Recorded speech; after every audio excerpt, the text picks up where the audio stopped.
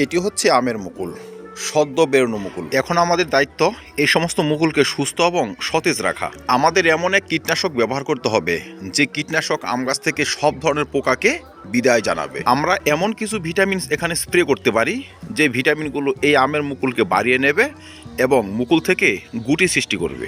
বহু ক্ষেত্রে আমের মুকুল আসতে না আসতে মুকুল ঝরা দেখা যায়, গুটি তৈরি হয় না। সেই ধরনের সমস্যা যেন না হয়। কোনো কোনো গাছে মুকুল চলে এসেছে, কোনো কোনো গাছের মুকুল আবার ফুটে গিয়েছে।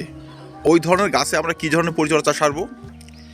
এই সময় প্রচুর কুয়াশা পড়ে, প্রচুর ঠান্ডা থাকে। এই সমস্ত প্রতিকূল অবস্থা থেকে মুকুলকে বাঁচিয়ে রাখা একটি চ্যালেঞ্জ। কিছু কিছু গাছে আবার মুকুল আসার সঙ্গে সঙ্গে কালো হয়ে ঝরতে শুরু করে। সেই সব থেকেও গাছকে দিতে হবে প্রোটেকশন। সর্বশেষে থাকবে গাছের পাতা পড়া সমস্যা, যেই সমস্যার জন্য আমাদের আম গাছে ফলন হতেই চায় না।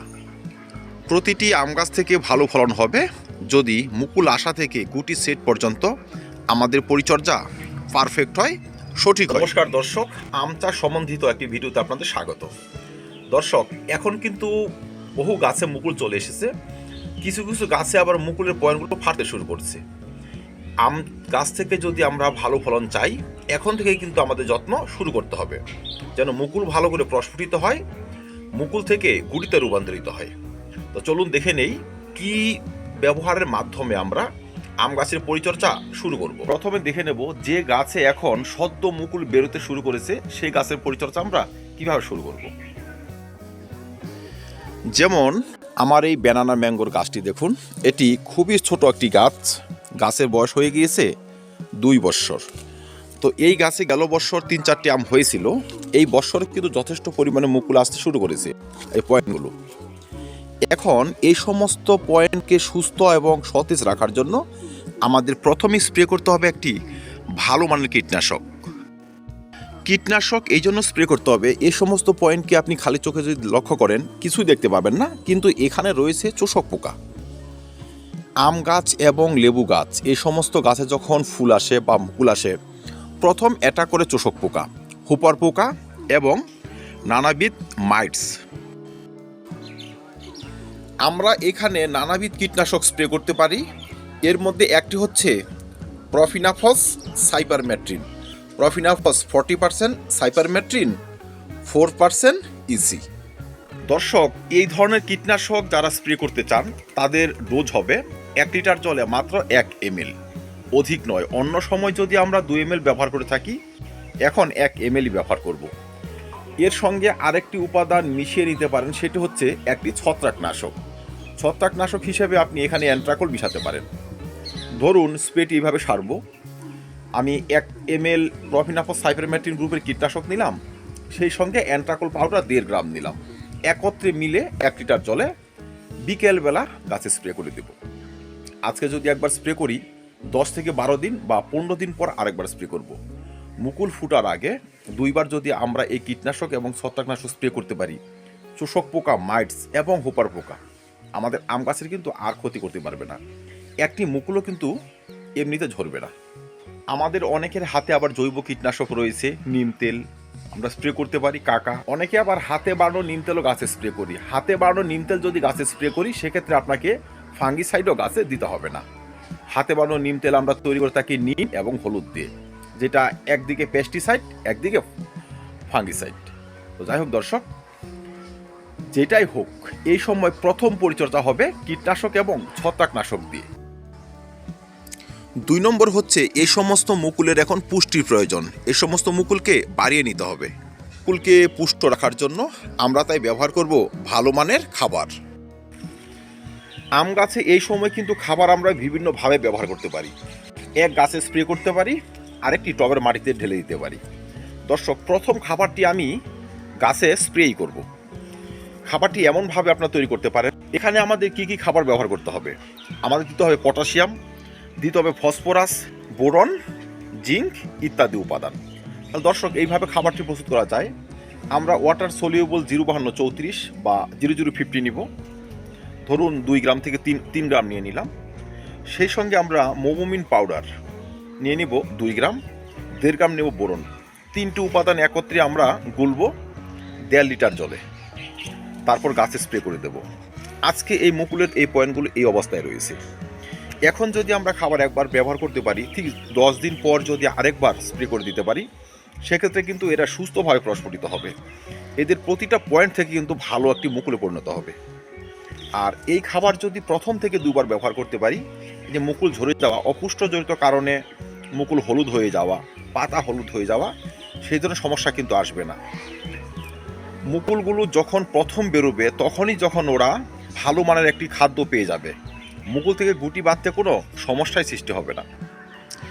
আমরা অনেকে মুকুল আসার পর মুঠি মুঠি খাবার গাছের গোড়ায় দিতে শুরু করি, সেসব করা যাবে না। এখন আমাদের এমনই খাবার ব্যবহার করতে হবে যে সমস্ত খাবারে বোরন, আয়রন, পটাশিয়াম, ফসফরাস এই ধরনের উপাদান থাকবে। আমাদের অনেকের হাতে মোবোমিন পাউডার নেই, কোনো চিন্তা নেই, আমরা এমন একটি ব্র্যান্ড জোগাড় করতে পারি যার মধ্যে ম্যাগনেসিয়াম, সালফার, বোরন, আয়রন এই ধরনের উপাদান রয়েছে। তাহলে আপনি মোটামুটি মোমিন যদি না পান, অ্যাগ্রোমিন গোল্ড ব্যবহার করতে পারেন, বা কম্পোজিশন মিলিয়ে যে কোনো কোম্পানির ভালো মানের অনুখাদ্য কিন্তু এখন স্প্রে করতে হবে। দর্শক, এখন অনুখাদ্যটা এতটাই জরুরি, এখন যদি ম্যাগনেসিয়ামের ঘাটতি হয়, সালফারের ঘাটতি হয়, পাতা ফ্যাকাশে হয়ে যায়, মুকুল ফ্যাকাশে হয়ে যায়, গাছে যদি ক্লোরোসিসের মতো সমস্যা আসে, সেক্ষেত্রে সেই গাছে আপনি ভালো পরিমাণে মুকুল ধরে রাখতেও পারবেন না, সেই মুকুল থেকে ফলে পরিণত হবে না। তাই অনুখাদ্য এবং পটাশিয়াম, ফসফরাসযুক্ত খাদ্য এখন মাস্ট। এই খাবারের সঙ্গে এক্সট্রা বোরন মিশানোর কথা এই জন্য বলা হয়, কারণ বোরন এই সমস্ত মুকুলের পুষ্টতা, মুকুলে ভালো পলিনেশন, মুকুলে ভালো পরাগ রেণু তৈরি করা এবং মুকুলকে গাছে ধরে রাখা, এই সমস্ত কাজ নিয়ন্ত্রণ করে। তাই বোরন হচ্ছে অত্যাবশ্যকীয় পুষ্টিমৌল। এই সময় জলের ব্যবহারও করতে হবে সাবধানতার সঙ্গে। দর্শক, গাছে তো মুকুল চলে আসছে, তাই বলে কিন্তু সব সময় টব ভাসিয়ে জল ব্যবহার করব না, টবের মাটি কাদা করে রাখবো না। কারণ সময়টি হচ্ছে ডিসেম্বর মাসের লাস্ট উইক। এখন রোদের তাপ কিন্তু নেই বললে চলে। এই দেখুন, উত্তরবঙ্গে প্রচুর ঠান্ডা পড়ে গিয়েছে। এই শীতের মধ্যে আমরা যদি টবের মাটিতে একসে জল ব্যবহার করি, সেক্ষেত্রে কিন্তু এই জল না গাছ টানবে না ওয়েদার টানবে। এই জল এখানে জমে থেকে শিকড়ে সংক্রমণ নিয়ে আসবে। তাই মুকুল আসার পর থেকে জল তো ব্যবহার করব, কিন্তু টবের মাটি যথেষ্ট মশার ভাব রয়েছে কিনা সেটি দেখে তারপর জল ব্যবহার করব। যদি মশার ভাব থাকে, জল ব্যবহার করব না। মোটামুটিভাবে 2 দিন ছাড়া ছাড়া আমাদের জল ব্যবহার করতে হবে। আবার লক্ষ্য রাখতে হবে কোনোভাবে যেন মুকুল আবার শুকিয়ে না যায়। দর্শক, তাই একটু পরীক্ষা করে আপনারা টবের মাটিতে জল ব্যবহার করবেন। দর্শক, এতক্ষণ আমরা দেখলাম যে সমস্ত গাছে মুকুলের পয়েন্টগুলো ফুটতে শুরু করেছে তাদের পরিচর্যা। এবার দেখে নেই কিছু কিছু গাছে যে মুকুল ফুটে গিয়েছে বা মুকুল অনেকটা বড় হয়ে গিয়েছে, তাদের পরিচর্যা আমরা কিভাবে সারব, কিভাবে করব তাদের সঠিক যত্ন। প্রথমে হচ্ছে যে গাছের মুকুল এর মধ্যে ফুটে গিয়েছে সেই গাছেও আমরা কিন্তু potassium, boron, iron, magnesium, calcium, zinc এই ধরনের খাবার ব্যবহার করব। কিন্তু তাদের ব্যবহার বিধি একটু ভিন্ন, একটু অন্যরকম হবে। যে গাছে এখন মুকুল ফুটে গিয়েছে সেই গাছে আমরা পটাশিয়াম খাবার স্প্রে না করে তার গোড়ার মধ্যে কিন্তু ঢেলে দিতে পারি। 1 লিটার জল নেবেন, 3 থেকে 4 গ্রাম 05234 গুলে টবের মাটিতে দিয়ে দিন। আর গাছে স্প্রে করবেন মোবোমিন এবং বোরন। যখন আমরা পটাশিয়াম খাদ্যটি গাছের গোড়ায় ব্যবহার করব, সেখানেও আবার অল্প একটু মোবোমিন পাউডার এবং বোরন মিশিয়ে তারপর ব্যবহার করব।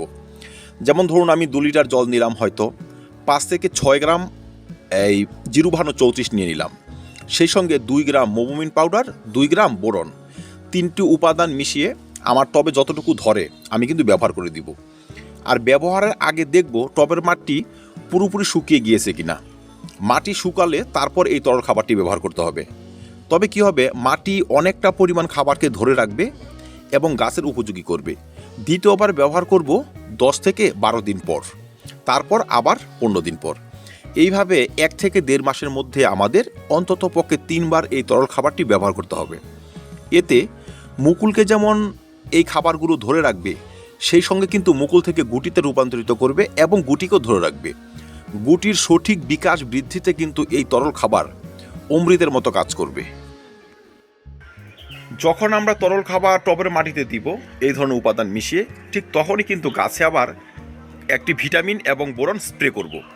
এক্ষেত্রে আপনি বোরন নিয়ে নেবেন 1.5 গ্রাম, মৌমিন নিয়ে নেবেন 2 গ্রাম, বা আদার্স যদি কোনো অনুখাদ্য আপনার হাতে থাকে সেটিও পরিমাণ মতো নিয়ে নেবেন, গাছে স্প্রে করে দেবেন। আজকে একবার, তার 10-12 দিন পরে আরেকবার, 10-12 দিন পরে আরেকবার। ফুটন্ত ফুলের মধ্যে যদি আমরা বোরন এবং এই সমস্ত অনুখাদ্য ব্যবহার করতে পারি, তবে ফুলগুলো অনেকটা পুষ্ট থাকবে, সেই সমস্ত ফুল ফলে পরিণত করবে এবং সেই সমস্ত ফলের দানা গাছ থেকে ঝরবে না।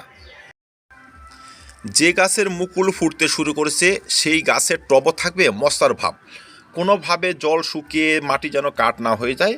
জল শুকিয়ে মাটি কাঠ হয়ে গেলে মুকুলের দানা এবং ফলের দানাগুলো ঝরে যাবে। বহু ক্ষেত্রে আমাদের মুকুলগুলো এবং মুকুল থেকে তৈরি হওয়া আমের দানাগুলো লাল হয়ে, কালো হয়ে, হলুদ হয়ে ঝরে যায়। সে সমস্ত প্রথম হয় অপুষ্টজনিত কারণে, বোরন, জিঙ্ক এবং পটাশিয়ামের ঘাটতিতে। দ্বিতীয় হয় প্রচুর পরিমাণে ছত্রাক যদি লেগে যায় সে সমস্ত কারণে। দর্শক, ফুটন্ত ফুলের মধ্যে আমরা কীটনাশক স্প্রে করব না, কিন্তু অতি প্রয়োজনে কিন্তু আমরা ছত্রাকনাশক স্প্রে করতে পারবো। সেক্ষেত্রে হাতের কাছে রাখতে পারেন একটি অ্যান্ট্রাকল পাউডার। 1 লিটার জলে 1.5 গ্রাম করে গুলে 15 দিনের ব্যবধানে 2 থেকে 3 বার স্প্রে করে দিন। এতে ছত্রাক জড়িত কারণে মুকুল হলুদ হয়ে যাওয়া, কালো হয়ে যাওয়া বা ধুলো ময়লা কুয়াশাতে যে একটা সাইড এফেক্ট আসা, সেই সমস্ত এফেক্টটি কিন্তু কাটিয়ে তুলবে এই অ্যান্ট্রাকল। মুকুলকে রাখবে পুষ্ট, মুকুলকে রাখবে ছত্রাক শূন্য, আর তখনই দেখবেন সেই সমস্ত মুকুল আর ঝরবে না। আর যারাই আমরা মুকুলে ভালো মানের অনুখাদ্য এবং বোরন স্প্রে করব, ছত্রাকের সমস্যা যদি থাকে আগে ছত্রাকনাশক ব্যবহার করে গাছকে সুস্থ করে তারপর সেগুলো স্প্রে করব, এতে তার কার্যক্ষমতা অনেক বেড়ে যায়। গাছ থাকবে এখন রোদে। যে গাছে ছোট ছোট মুকুলের কুঁড়ি আসতে শুরু করেছে এবং যে গাছে পর্যাপ্ত পরিমাণে মুকুল চলে এসেছে, 2 ধরনের গাছই থাকবে ডাইরেক্ট সানলাইটে। সানলাইট এই সমস্ত মুকুলের প্রোটেকশন এবং সুস্থতা নিয়ে আসবে। এবার দেখে নেওয়া যাক আম গাছের পাতা পোড়ার সমস্যা আমরা কিভাবে সারিয়ে তুলব। অনেক সময় আমরা যখন গাছের পাতা পুড়তে শুরু করে অ্যানথ্রাকনোজ ভেবে, ছত্রাকের আক্রমণ ভেবে বেশি বেশি করে ছত্রাকনাশক, দামি দামি ছত্রাকনাশক গাছে স্প্রে করতে শুরু করি। তারপরও কিন্তু বিশেষ একটা কাজ হয় না। তার কারণ সমস্যা রয়ে যায় টবের মাটিতে, সমস্যা রয়ে যায় শিকড়ে। তাই যে সমস্ত গাছে পাতা পুড়তে দেখা যাচ্ছে, বিগত দিনে পাতা পুড়েছে, আপনারা 2টো উপাদান এখন ব্যবহার করতে পারবেন। একটি হচ্ছে 1 লিটার জল নেবেন, সেখানে এমন পান খাওয়ার চুন নিয়ে নেবেন। 2 গ্রাম পান খাওয়ার চুন গুলে টবের মাটিতে ঢেলে দিন। তার 7 দিন পর পটাশিয়াম হিউমেট বা হিউমিক অ্যাসিড 2 গ্রাম 1 লিটার জলে গুলে ঢেলে দিন।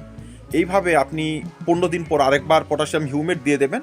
চুন একবারই ব্যবহার করতে পারেন বা 2বারও ব্যবহার করতে পারেন। তাহলে 2বার চুন, 2বার পটাশিয়াম হিউমেট যদি আমরা 15 দিনের বা 20 দিনের ব্যবধানে ঢেলে দিতে পারি, সেক্ষেত্রে শিকড়গুলো কিন্তু সুস্থ হয়ে যাবে। মানে পরবর্তীতে যে পাতা পোড়ার সমস্যা সেগুলো কিন্তু আর আসবে না। আর যেই গাছে পাতা পোড়ার সমস্যা আসে না সেই গাছে কিন্তু প্রচুর পরিমাণে মুকুলকে ধরে রাখে এবং প্রচুর পরিমাণে ফলকে ধরে রাখে। আমার এই গাছগুলোতে কিন্তু আমি বৎসরে অন্ততপক্ষে 2 থেকে 3 বার পটাশিয়াম হিউমেট এবং চুনের জল ব্যবহার করি। আমার এই গাছে কখনো পাতা পোড়া কিন্তু তেমনভাবে দেখা যায় না। তো দর্শক, যাদের কাছে পাতা পোড়ার সমস্যা দেখা যাচ্ছে, বিগত দিনে হয়েছে, আপনারা এই ট্রিটমেন্ট করে নেবেন। আপনাদের গাছে যদি পাতা পোড়ার সমস্যা এখন নাও আসে, তারপরও যদি আপনারা এই ট্রিটমেন্ট করে দেন, এতে ক্ষতি হবে না, এতে গাছের উপকারী হবে। ভিডিওটি শেষ করার আগে বলবো, অনেকেই গাছে মুকুল আসার পর মুঠি মুঠি রাসায়নিক, জৈব, কঠিন খাবার টবের মাটি খুঁচিয়ে ব্যবহার করে দিই সুস্থতার জন্য, মুকুলকে ধরে রাখার জন্য, ভালো পরিমাণ ফলনের জন্য। সেসব কিন্তু করতে যাবেন না। এখন গাছগুলো খুবই সেন্সিটিভ, এরা সদ্য মুকুল নিয়ে এসেছে। তারপর টবের উপরিভাগে এখন কিন্তু ফিডিং রুট থাকবে, যে সমস্ত ফিডিং রুট যথেষ্ট পরিমাণে খাদ্য গ্রহণ করবে। এখন টবের মাটি খুঁচিয়ে সেই সমস্ত রুটকে যদি আমরা নষ্ট করে দিই, সেক্ষেত্রে গাছের খাদ্যের সমস্যা হবে এবং মুকুল এবং ফলকে ঝরিয়ে দেবে। তাই এখন যে খাদ্য প্রণালী আমরা ব্যবহার করব, সম্পূর্ণ তরল আকারে ব্যবহার করব এবং গাছে স্প্রে করব। কঠিন খাবার এখন দিব না। আমের ফলগুলো যখন মোটামুটি 1/2 ইঞ্চি 1 ইঞ্চি বড় হয়ে যাবে, মটর দানা আকার ছাড়িয়ে যাবে, তখন থেকে কিন্তু আমরা কঠিন খাবার ব্যবহার করতে পারবো। তখন আর কোনো সমস্যা হবে না। সেটি হচ্ছে আপনার মোটামুটি এই ফেব্রুয়ারি মাসের পরে। যে গাছে এখন মুকুল চলে এসেছে, এই ফেব্রুয়ারি মাসের মধ্যে কিন্তু সেই গাছের মুকুল অনেকটা ডেভেলপ হয়ে যাবে, গুটি হয়ে যাবে। মার্চ মাসে আপনি ব্যবহার করুন, কোনো সমস্যা হবে না। কিন্তু এখন সম্পূর্ণ চলবে তরল আকারে। তো দর্শক, এই সমস্ত পয়েন্ট মেনে অ্যাপ্লাই করে আমি যথেষ্ট পরিমাণে আমের ফলন পাই। আমার 12 মাসি এবং সিজনাল সব ধরনের গাছে কিন্তু মোটামুটি ভালো পরিমাণে ফলন হয়। এখন দেখুন 12 মাসি গাছগুলোতে বেশ ফলন রয়েছে, কত সুন্দর আমগুলো রয়েছে, এইদিকে রয়েছে। তো এই যত্ন সেরে আপনারা কিন্তু আপনাদের গাছ আমে ভরিয়ে রাখতে পারবেন। তো ধন্যবাদ দর্শক, আম চাষ নিয়ে আরও ভিডিও চ্যানেল রয়েছে, দেখে নেবেন, চাষ ব্যবস্থা একদম ইজি হয়ে যাবে। তো ধন্যবাদ, ভিডিওটি ভালো লাগলে লাইক এবং শেয়ার করবেন, চ্যানেলটি সাবস্ক্রাইব করে পাশে থাকবেন। ভিডিও দেখার জন্য অসংখ্য ধন্যবাদ।